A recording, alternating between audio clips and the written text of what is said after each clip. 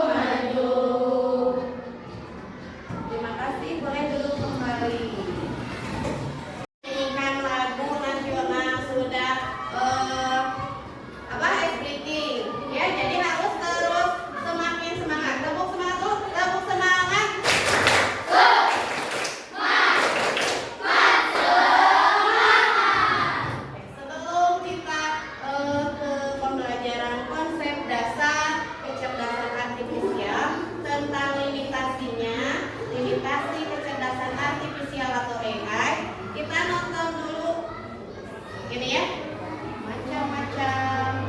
Apa itu kecerdasan artifisial? Contoh-contohnya di kehidupan sehari-hari. Dan komen. Jangan lupa ya, tekan sekarang. Pertama, kita punya asisten virtual seperti Siri, Google Assistant, dan Alexa. Misalnya, saat kamu menggunakan Siri di iPhone, kamu dapat bertanya, cuaca hari ini di Jakarta, dan Siri akan memberikan informasi cuaca yang akurat. Selanjutnya, sistem rekomendasi produk. Ketika kamu berbelanja online, AI akan menganalisis riwayat pembelianmu dan memberikan rekomendasi produk yang sesuai dengan minatmu. Misalnya, jika kamu suka buku sejarah, AI akan merekomendasikan buku-buku sejarah terbaru. AI juga digunakan dalam mobil otonom.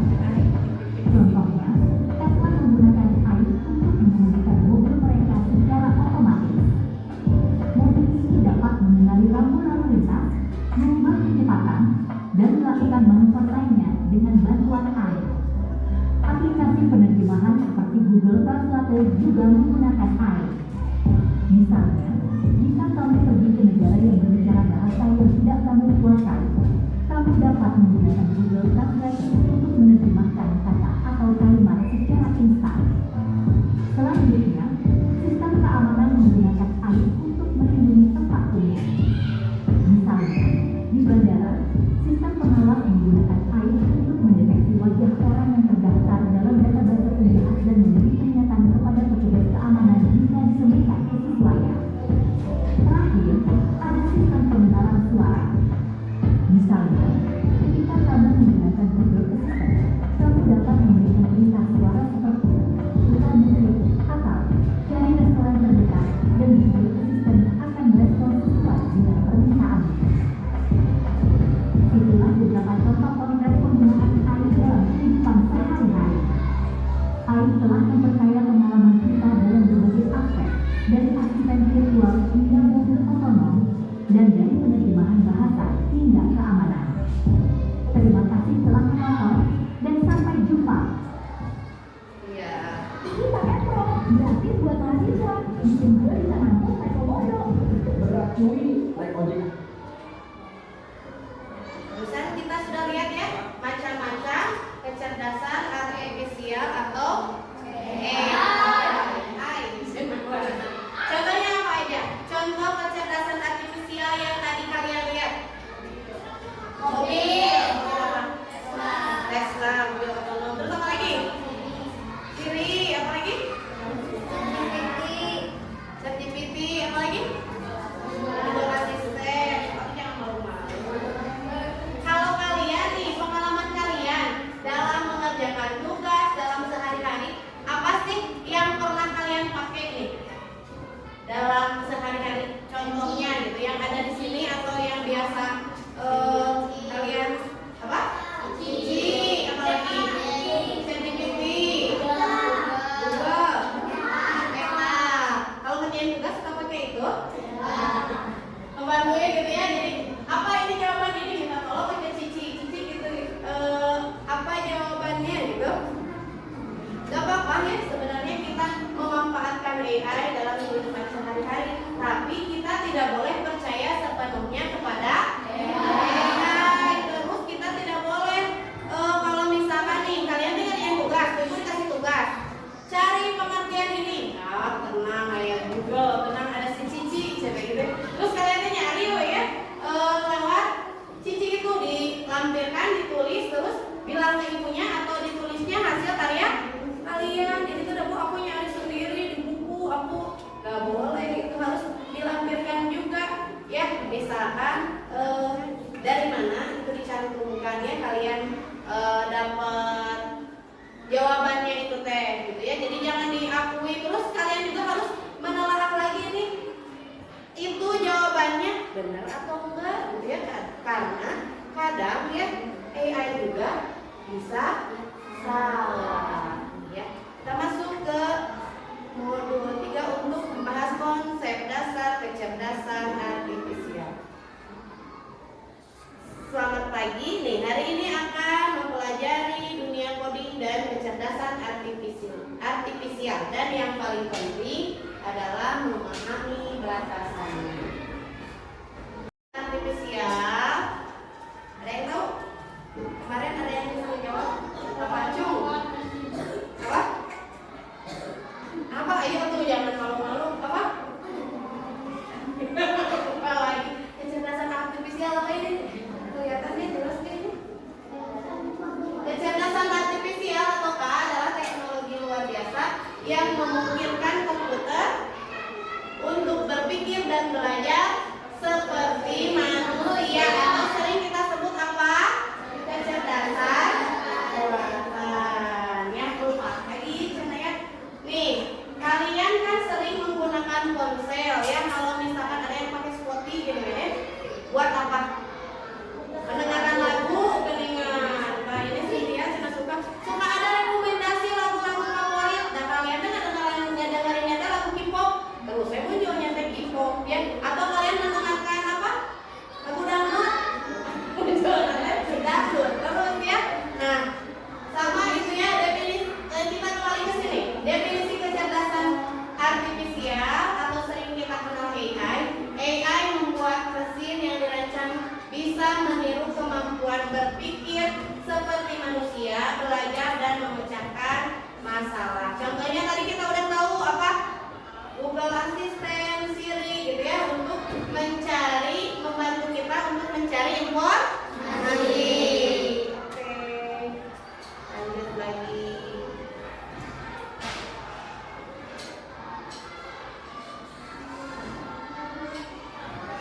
Bagaimana KA atau AI itu bekerja?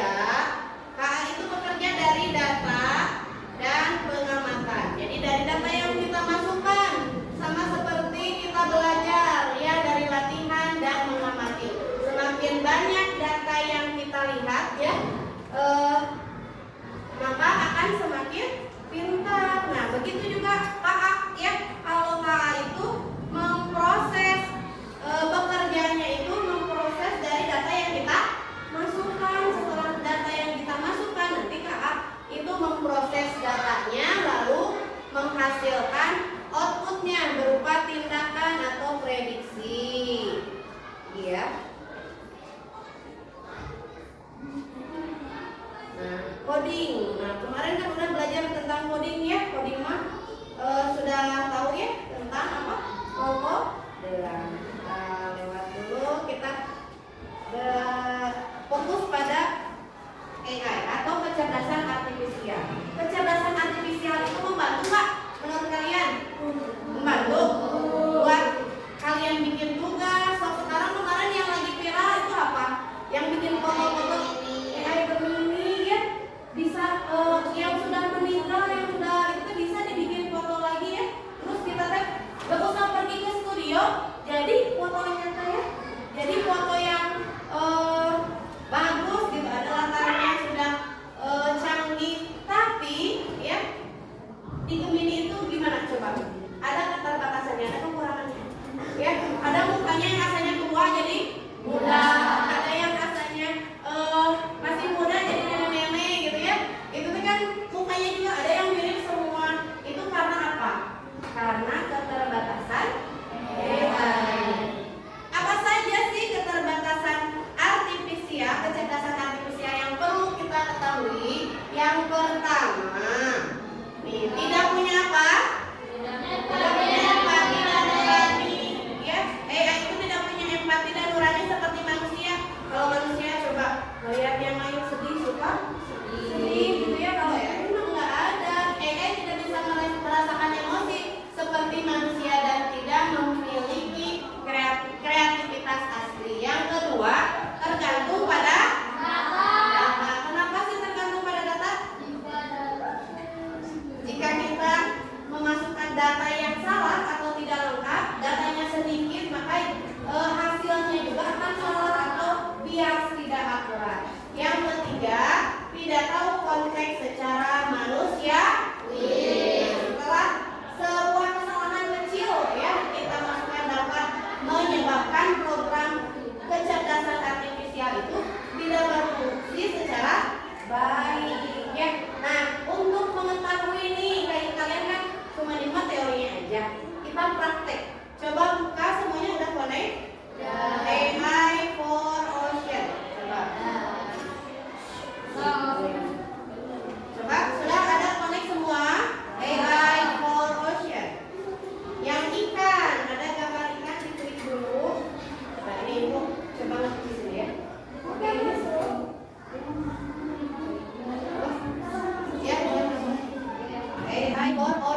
tulisnya.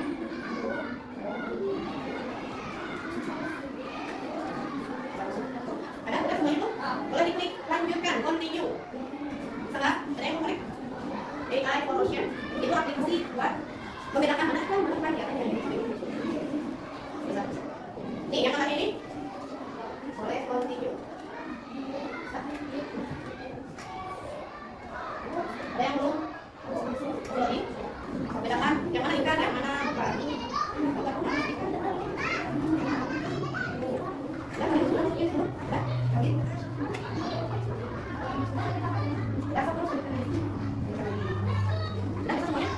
Nova udah? Sama Maria udah? Terus belum? Saya kira udah? Sama Maria udah? Terus continue ya. Kita cek data yang kita masukkan betul atau salah. Ada yang salah nggak? Yang kalian masukkan benar semua itu termasuk ikan atau enggak? Ini bukan ikan betul ya. Nah itu ada yang benda aneh nggak yang termasuk ikan? Ada nggak? Ini udah dicek. Masukin datanya berapa? 71. Tengok 10 Ibu. Apa? Oh iya. Berarti itu salah mencari. Sudah ya semuanya sudah mencari, sudah menginput data mana yang ikan, mana yang bukan ikan. Coba Nopal masih ada yang salah nggak? Hah?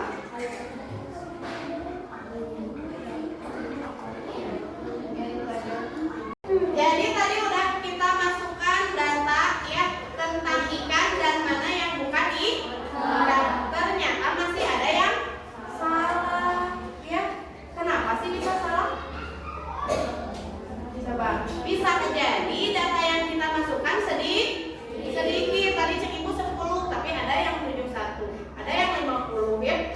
Dan anteng kalau misalkan udah main itu mencet mana ikan gak kerasa ya mencet 10 ke atuh ini sedikit. Bisa jadi karena data yang kita masukkan sedikit dan bisa jadi kenapa ada yang salah, data yang kita masukkan ada yang salah klik. Tadi daging ayam misalkan kepencet ikan, ayam kan kepencet ikan, jadi AI-nya menghasilkan data yang salah karena AI itu tergantung data yang kita masukkan ya.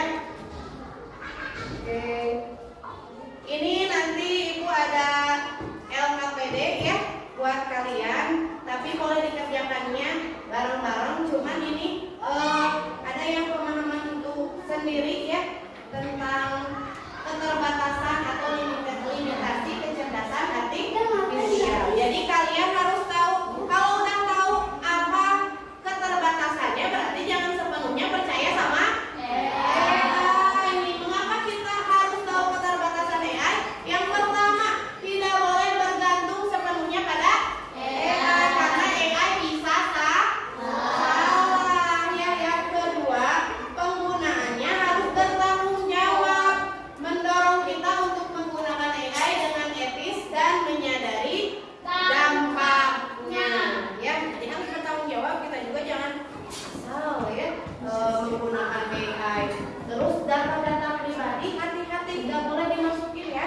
Kalau misalkan data-data yang bersifat pribadi takutnya nanti diretas atau disalahgunakan ya.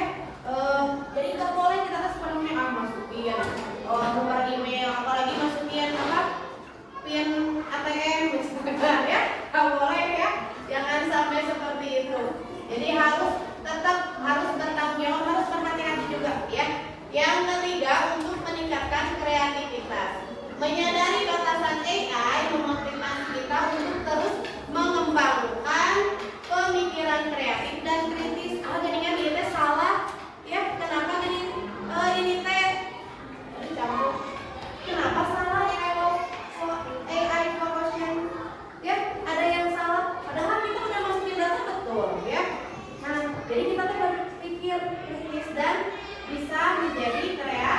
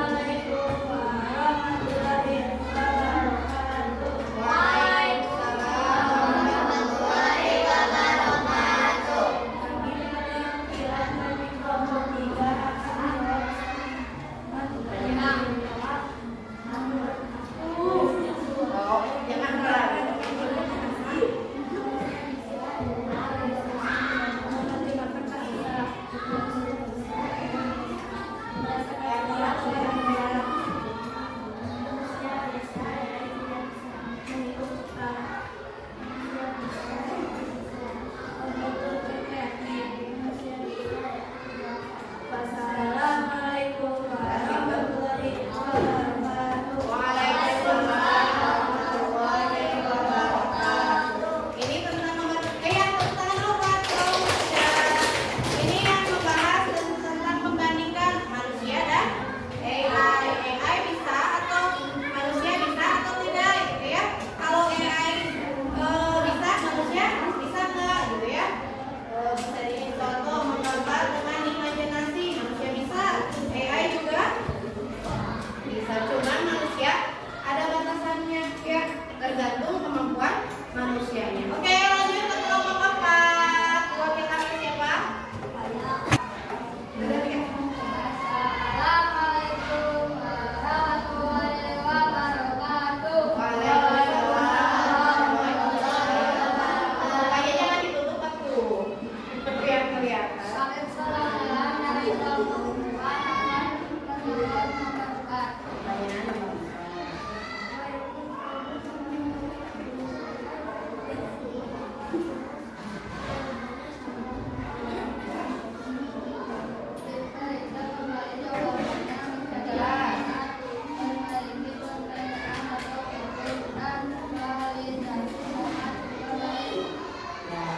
Jadi kalau misalkan kita lagi pakai AI nih, terus AI-nya salah, jadi harus gimana?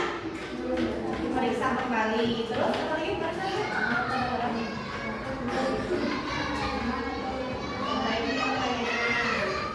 Oke, ya bagus. Tepuk tangan buat kelompok 3.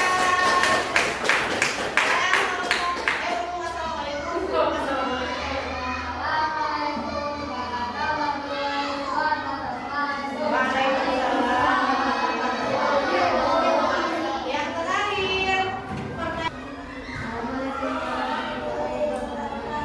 Waalaikumsalam warahmatullahi wabarakatuh. Kami perwakilan dari kelompok 5 akan menjawab pertanyaan pertama bisa dijalankan di saya lakukan. Kedua, menggunakan bahasa. Pertanyaan kedua, tuliskan 2 hal yang tidak bisa saya lakukan. Kedua, tidak bisa menggunakan mesin diskusi. Sekian dan imajinasi. bisa dong. Ayo, tidak punya apa lagi kalau yang tidak bisa dilakukan ya? Tidak bisa kan tidak punya apa? Empati atau? Ya, jadi itu rasa jadi merasakan gitu ya, punya perasaan. Oke, yang keempat bagus. Tepuk tangan buat kelompok 5. Waalaikumsalam warahmatullahi wabarakatuh. Dari LKPD yang tadi dibagikan dan kalian kerjakan bersama-sama secara diskusi ya.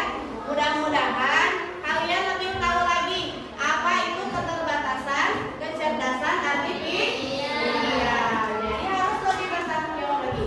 Di sini ada nih, sebelum menutup ya kita tarik dulu. Untuk etika dan tanggung jawab dalam menggunakan AI. Ya.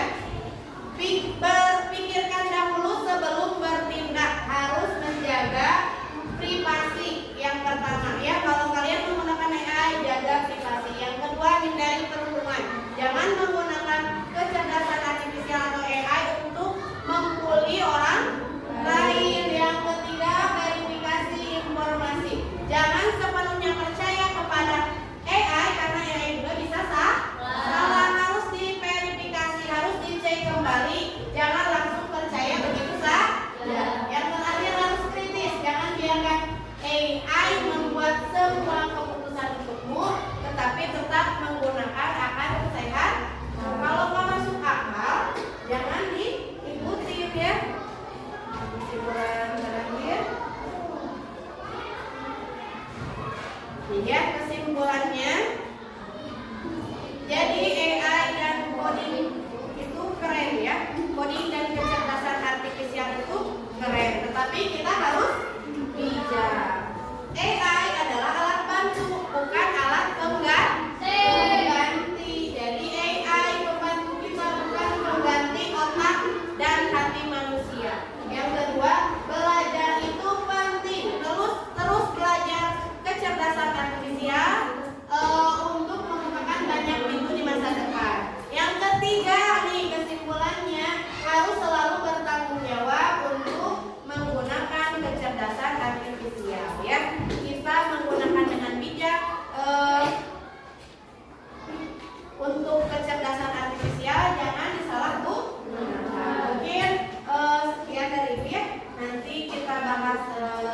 untuk yang selanjutnya di pertemuan selanjutnya tentang etika apa aja sih ya